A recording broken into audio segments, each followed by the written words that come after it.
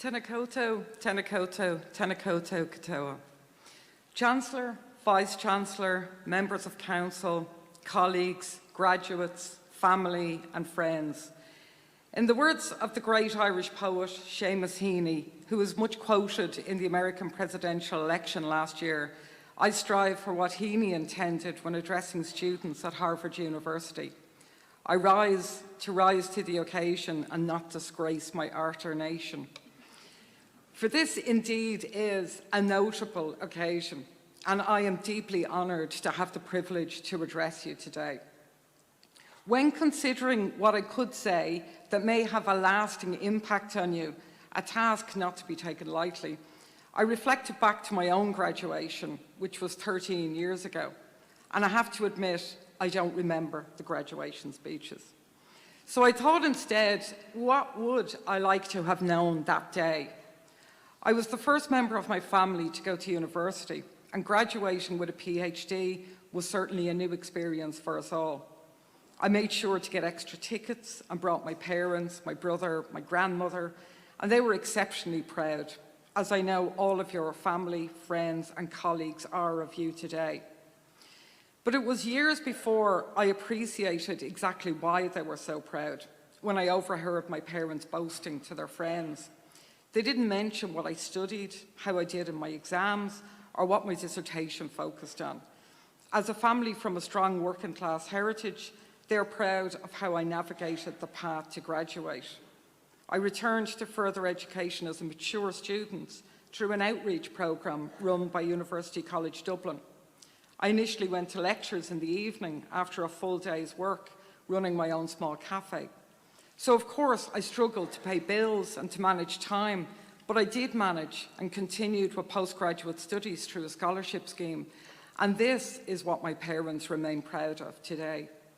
The challenges I overcame are what I had forgotten by the day of my graduation. While I sat in a hall, not as decadent as this one, it has to be said, my thoughts were on my future, where I would go next, not on how I had got to that place. I was in a rush to move to the next stage without taking time to fully appreciate what I accomplished. This is what I would like you to take away from today, an appreciation of what you have accomplished and how you got to this place. For you will all have faced challenges in pursuit of your degrees. The path to graduating is not an easy one. Challenges come in all shapes and forms. Some of you will have experienced financial difficulties, struggled balancing family commitments, encountered health issues, work conflicts, and for many people, experiencing self-doubt in your own abilities. You, as a graduating class this year, faced extra challenges with the outbreak of a global pandemic. You adjusted to a different way of study, often working in cramped conditions, shifting to online lectures and exams, Zoom supervisory meetings, and navigating new ways to access research, all the time with uncertainty in the background, concern for family perhaps in other countries or for the future. But you all rose to overcome these challenges, and now you sit here triumphant. You are among only a small number of graduating classes from across the globe that can safely come together with your peers, family, friends, and lecturers to celebrate in this way. This is a challenge that you overcame as part of a much bigger team across New Zealand, as Prime Minister Ardern calls Team 5 Million. Everyone in this room and many more of your loved ones beyond these walls commend you. But it is vital to remember and to appreciate that you did overcome these challenges, because life is full of challenge. And this is not a bad thing. This is not a warning. This is what makes life and living exciting. When you face challenges in whatever path you next take, remember what you have already achieved and always be mindful that others are facing their own challenges. While I sat at my graduation, I did not dream that one day I would be standing here speaking to you on this occasion. When I was offered this position, myself and my wife Charlotte embraced the opportunity to travel to the other side of the world just less than 2 years ago. It was a challenge, but one that was proved to be worth taking. The opportunity to live in this country and research and teach Irish studies at the University of Otago is an extraordinary one and highlights the way that education can offer us new opportunities and how education has the power to bring communities and countries closer together. New Zealand and Ireland have extraordinary connections, and part of my work is to highlight our collaborations, which is particularly important during this continuing global crisis.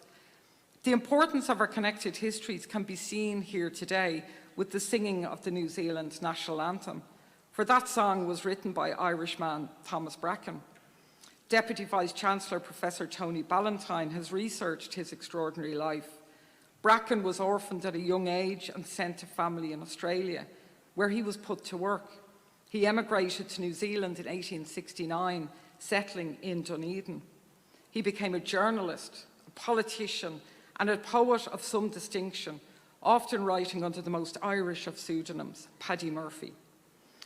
In 1876, his 5-stanza poem, God Defend New Zealand, was set to music and first sung on Christmas night at a concert in Queen's Theatre here in Dunedin.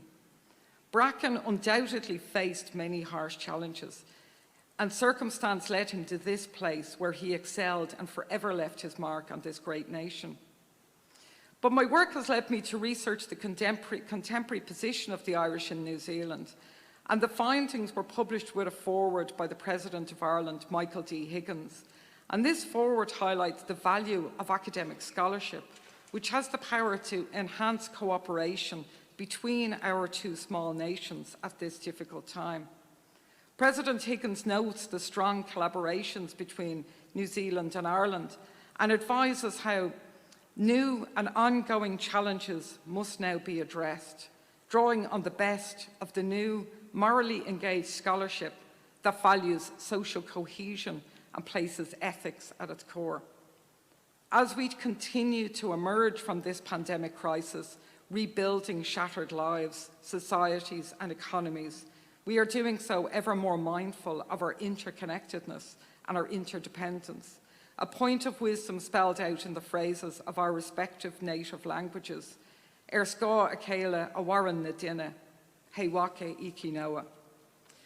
This new morally engaged scholarship that President Higgins holds so dear is now in your hands. It would be remiss of me to end without quoting from another great Irish poet, and there are many to choose from. But I would like to use the words of one of my favourites, for he is not only the President of Ireland, but Michael D. Higgins is also a fine poet. When Ireland was forced into lockdown in March last year, President Higgins made a national address when he read one of his poems titled Take Care, which I hope encompasses my message to you today. In the journey to the light, the dark moments should not threaten. Belief requires that you hold steady. Bend, if you will, with the wind. The tree is your teacher, roots at once more firm from experience in the soil made fragile. Your gentle dew will come, and a stirring of power to go on towards the space of sharing. Gurv Míle Maithagh agus Cohorjas Olvor. Thank you, and a huge congratulations to you all.